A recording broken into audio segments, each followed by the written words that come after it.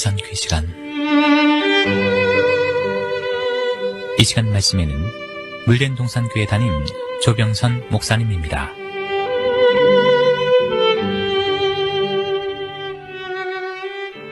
할렐루야. 오늘 저는 하나님께서 우리에게 언도하신 두 번째 제목에 대해 말씀을 나누려 합니다. 하나님께서 언도하신 세 가지 제목은 인간의 안목이 아니라 하나님의 안목으로 내리신 제목이기 때문에 인도받은 우리로서는 무척 생소할 수 있습니다. 그러나 조금만 깊이 생각하면 곧 이해가 되어 눈물 콧물 흘리게 되는 제목이지요. 여러분, 첫째 제목은 무엇이었습니까? 강도죄였습니다. 하나님은 우리가 빈손으로 이 세상에 왔다 하십니다. 그런데 말라기 3장에서 너희들은 빈손으로 이 세상에 나와 내 것을 가지고 살았으면서도 감사하지 않았다. 또 그것의 10분의 1을 구별하여 내 집에 양식이 있게라 했는데 그것마저 다 도적질하였으니 내가 어찌 너에게 강도죄를 언도하지 않을 수 있느냐? 여러분, 누가 이 말씀에 오금이 저리지 않겠습니까? 그러므로 하나님은 그의 백성들에게 내게로 돌아오라 말씀하십니다. 하나님을 향한 11조 헌물은 하나님께 돌아왔다는 증거를 하시며 10분의 1뿐만 아니라 10분의 9도 하나님의 거심을 고백하는 신앙 고백을 요구하십니다. 정말 우리의 심중을 꿰뚫어 보시는 하나님이 아니신지요? 두 번째 제목은 살인죄입니다. 아니 하나님, 제가 무슨 살인을 했다고 살인죄를 선고하십니까? 아마 여러분은 뭐 잘못한 거 아니냐? 난 살인한 일이 절대로 없다. 고개를 절레절레 흔드실 줄 모르겠습니다. 그러나 제가 이미 강조하였듯이 이제는 우리가 판단하고 했다 안 했다는 죄가 아니라 오직 불꽃 같은 눈으로 우리를 감찰하시는 하나님의 안목으로 보시는 죄라는 사실입니다. 구약의 도피성이 제시됩니다. 구약의 도피성 제도는 그리스도로 말미암은 구원을 예표한 제도였습니다. 이 도피 속에 근본적으로 죄의 성품을 입고 태어난 죄 가운데 죽을 수밖에 없는 인간들을 하나님의 진노의 손길에서 구원해내기 위한 제도였다는 것이지요. 하나님은 부지 중에 살인한 사람이 보수자를 피해 도피성으로 들어갈 때 보수자의 손에서 피할 수 있도록 도피성 가는 길을 얼마나 잘 닦아놓게 하셨는지 모릅니다. 이 도피성은 구원의 뿌리시고 산성이신 예수에게 도피하는 자는 산다는 그런 사실을 모형적으로 보여주신 예표였습니다. 도피성은 우리에게 모두 7가지 교훈을 주십니다. 첫째는 하나님은 사람의 생명을 사랑하신다. 둘째, 하나님은 인간의 실수를 용서하신다. 셋째, 사람이 범한 죄는 대제사장의 중보에 의해 사해진다. 넷째, 하나님은 고범자는 용서치 않으신다. 다섯째, 하나님은 인간의 연약함을 아신다. 여섯째, 인간은 하나님이 정하신 규례 안에서만 보호받을 수 있다. 일곱째, 하나님은 연약한 자가 실수로 인해 처벌받는 것을 원치 않으신다. 그런데 여러분, 도피성에 들어가는 자를 하나님은 살인한 자로 규정하셨다는 사실입니다. 예수님이 도피성이라 하시면서 그 도피성을 찾는 자들을 살인자라 제시하신 것은 우리가 알지 못하고 부주 중에 살인한 자들이라는 사실을 드러내 주신 것입니다. 우리 신명기 19장 3절에서 7절 말씀을 보면 내 하나님 여호와께서 내게 기업으로 주시는 땅 전체를 세 구역으로 나누어 길을 닦고 모든 살인자를 그 성읍으로 도피하게 하라. 그리고 살인자가 그리로 도피하여 살만한 경우는 이러하다 하고 그 케이스를 조목조목 제시해 주십니다. 곧 누구든지 본래 원한이 없이 부주 중에 그의 이웃을 죽인 일, 가령 사람이 그 이웃과 함께 벌목하려 삼림에 들어가서 손에 도끼를 들고 벌목하려고 찍을 때 도끼가 자루에서 빠져 그의 이웃을 맞춰 그를 죽게 함과 같은 것이라. 이런 사람은 그 성읍 중 하나로 도피하여 생명을 보존할 것이니라. 그 사람이 그에게 원래 원한이 없으니 죽이기에 합당하지 아니하나 두렵건대 그 피를 보복하는 자의 마음이 복수심에 불타서 살인자를 뒤쫓는데 그 가는 길이 멀면 그를 따라 잡아 죽일까 하노라. 그러므로 내가 내게 명령하기를 새 성읍을 너를 위해 구별하라 하노라. 하나님은 죽일 의사가 없었는데 살인한 경우 피해 보복을 받을까 봐 6성읍의 길을 잘 닦아 놓으셨을 뿐만 아니라 어디에서도 도피성을 찾아가게 멀지 않도록 정삼각형 방향으로 양쪽에 3개씩 해서 모두 6개 도피성을 마련하여 주셨습니다. 여러분, 이 도피성 제도에서 무엇이 느껴지십니까? 혹 의인이라고 말하지는 못하겠지만 살인자는 아니다라고 항의하고 싶지는 않으신지요? 여러분, 제가 그랬습니다. 그런데 다시 한번 강조하지만 하나님께서 자기 백성에게 물으시는 죄는 세상이 말하는 죄가 아닙니다.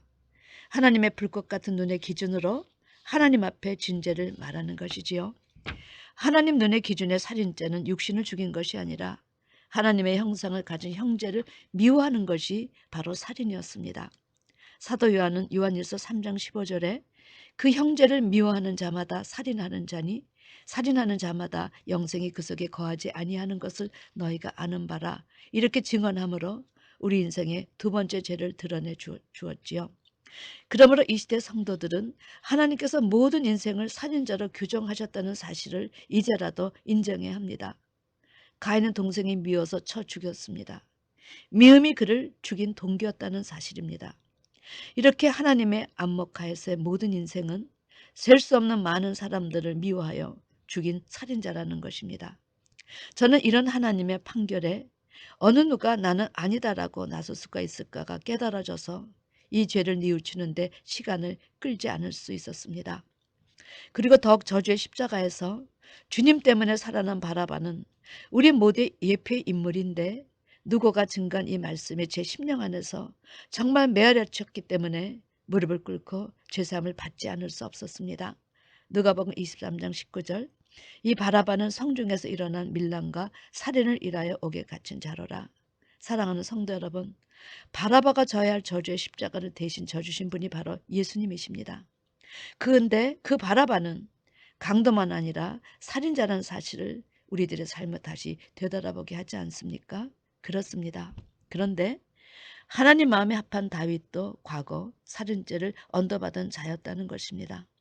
그는 우리아의 아내를 도적질하고 그것도 부족해서 완전 범죄를 꾀하려고 충성스러운 신하 우리아를 전쟁터로 유인해서 죽였습니다. 더욱 우리아의 손에 저를 죽이라는 편지를 들려보내는 이 다윗은 도대체 어떤 자입니까? 그러나 하나님께서 나단을 통해 그 죄질을 지적하시자 다윗은 살인죄도 싯대 제대로 씻혀 하나님 마음에 합한 자라는 명예로운 칭호를 하사받을 수 있었습니다. 세 번째 제목은 간음죄입니다.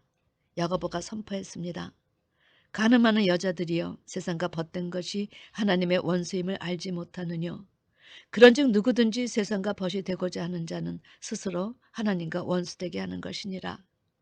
요한복음 8장에 현장에서 간음하다가 잡힌 여자가 등장합니다. 세상에 남자는 간음이 있을 수 없는데 현장에서 잡혔다 하면서도 여자만 등장하였습니다. 이는 간음한 여자가 인생 모두를 대표한 자여 남편이 예수 그리스도시기 때문입니다. 성경은 세상과 벗된 자를 간음한 여자로 제시하셨습니다. 하나님께서 호세아에게 음란한 여자를 아내로 취하라신 이야기는 구약의 하나님이나 신약의 예수님의 죄로부터의 구원을 제시하신 것입니다. 구약 성경의 하나님의 백성은 늘 신중의 신이신 하나님을 뒤로하고 신도 아닌 것들을 우상으로 섬겨 늘 하나님의 마음을 애태웠습니다. 구약에도 하나님은 자신을 남편이라 표현하셨고 신약에도 그리하셨음을 볼 때 인생은 누구를 막론하고 하나님으로부터 간음죄를 언도받은 자들임이 그대로 드러납니다. 그런데 다윗은 어떠했습니까? 그도 간음죄를 언도받았습니다. 그는 충성스러운 신하 우리의 아내를 왕이란 지위로 불러내어 간음하였으므로 간음죄를 저질렀지요. 그러나 다윗은 간음죄를 싯대 제대로 씻어서 하나님의 마음에 합한 자가 되었습니다. 우리도 이 더러운 간음죄를 씻되 제대로 씻어서 하나님 마음에 합한 자가 되어야 합니다. 성경에서 말하는 죄는 세상에서 말하는 죄가 아니라 하나님의 안목에서 보시는 죄를 말합니다. 원죄는 선악과를 먹고 나무 뿌리 자체가 상해 있는 상태를 원죄라, 상한 뿌리에서 나온 열매를 자범죄라 말할 수 있습니다. 죄의 본질에 관한 하나님의 메시지는 다음과 같이 설명할 수 있겠는지요? 첫 번째, 열매 티가 있다고 아무리 그 열매를 고치려 해도 그것은 뿌리가 상해서 나온 것이기 때문에 고쳐도 또 비슷한 다른 열매가 나온다 지적하십니다. 따라서 하나님은 마치 내 행위의 열매를 조금 고치려 하는 시도로는 전적으로 부패한 너 자신을 고칠 수가 없다. 그것은 그저 열매의 흠집을 조금 고치려는 시도에 불과한 것이다. 지금 당장 내가 도덕적으로 아무런 흠집이 없는 것처럼 보여도 그것은 마치 겨울나무에 싹이 나지 않은 것과 같다. 만약 내가 죄를 지었다면 그것은 봄이 되어 그 싹에 나온 것과 같은 것이다. 너희는 죄 속에서 태어나 의인으로 살아가고 언제나 죄질 가능성이 있다. 이렇게 말씀하시는 것입니다. 두 번째는 하나님은 이제 너희는 너희 근본 뿌리가 상하고 썩었다는 사실을 인정하라. 그리고 너희 자신이 예수의 생명나무에 접붙임되어 뿌리부터 고치려는 시도를 해보았는가 그 사실을 점검하라 하십니다.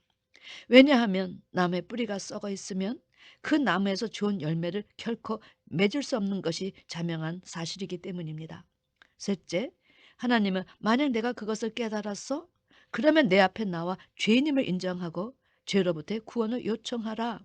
내가 너에게 원하는 것은 네가 죄인임을 인정하라는 것이지 내가 죄를 지었느냐 짓지 않았느냐 어떤 죄를 지었는가 따지는 것이 아니라 이렇게 말씀하십니다. 성도 여러분, 기독교는 교회를 나간 세월의 연륜이 아무리 깊다 해도 저는 죄인입니다. 그런 고백으로 신앙의 출발이 시작됩니다. 신앙의 삶은 한마디로 자기가 지은 죄가 무엇인가를 말씀을 통해서 깨닫고 예수를 구주로 영접해서 그분으로부터 죄 문제를 해결해 나가는 것입니다. 그래서 죄의 결과 사망을 이기고 자신뿐만 아니라 많은 사람을 그 죄에서 구원해내는 것이 우리의 신앙이 지향해야 할 목표인 것입니다. 세상의 종교도 인간의 난제, 병, 죄, 죽음의 문제에 대해 고민하였기에 생겼습니다. 그러나 수많은 종교 대부분이 이 문제 가지고 고민하다가 자기의 죄도 해결하지 못한 채 죄의 결과 이 땅 위에 무덤을 남기고 죽어들 갔습니다. 그러나 이 땅에 오신 예수님은 인생의 모든 문제를 해결하여 주셨습니다. 예수의 무덤은 분명히 빈 무덤이었으니 이것이 타 종교와 다른 점이요 자랑할 점이 아니겠습니까? 예수는 제 문제뿐만 아니라 우리 인생의 모든 문제를 해결해 주셨습니다. 나는 길이요 진리요 생명이다 말씀하셨는데 누가 감히 자기를 가리켜 길이요 진리요 생명이라 말한 사람이 있었습니까? 나는 부활이요 생명이니 나를 믿는 자는 죽어도 살겠고 무릇 살아서 나를 믿는 자는 영원히 죽지 아니하리라 말씀하셨는데 누가 감히 자신을 부활이라 죽음에서 부활해서 빈 무덤을 남긴 자가 있었습니까?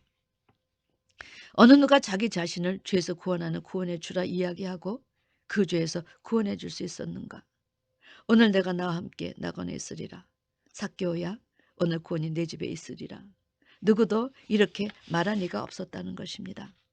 누가 감히 하늘에 대해 논한 자가 있었으며 태초에 관해 논한 자가 있었는가? 아무도 없었습니다. 모두가 땅에 대한 이야기를 했지 하늘에 대한 이야기를 제시하고 그것을 논한 자가 없었다는 것입니다. 하나님은 우리가 죄를 지어서 죄인이 아니라 죄 가운데서 태어났기 때문에 죄인이라 하셨습니다. 이것을 인정하고 주 앞에 손들고 나오면 그 죄에서 구원하여 주시겠다는 것이 하나님의 확고하신 의지요 뜻인데 그것을 인생들은 인정하지 않는 것입니다. 스스로를 의인으로 착각하였기 때문이죠. 이렇게 우리 인생은 죄인이라 하셔도 그 죄에 대해 민감하지 않았습니다. 그 죄에 심각히 생각해 보지도 않았습니다. 예수는 죄에서 구원해 주시기 위해 오셨는데 자신이 죄인이라는 인식 자체가 우리에게 그동안 없었다는 사실입니다. 그러므로 예수님은 구원해 주실 수도 만나 주실 수도 천국의 비밀도 가르쳐 주실 수 없었다. 성경은 자기를 의인이라 생각하는 자들은 하나님과의 만남도 구원도 축복도 없다 하십니다. 여러분 지금 이 시대도 마찬가지입니다. 모두 의인들 뿐입니다. 부끄러운 고백이지만 본인은 목사가 되고 나서 이 죄의 본질이 무엇인가를 깊이 깨닫게 되었습니다. 되돌아보니까 그동안 제가 고백하고 싶었던 죄는 다 자범죄였다는 것이었습니다.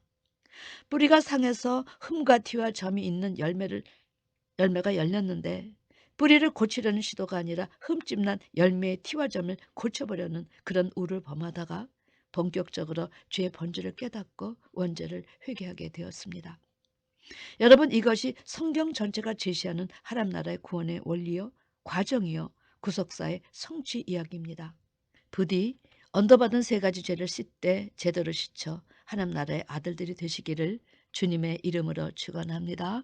아멘.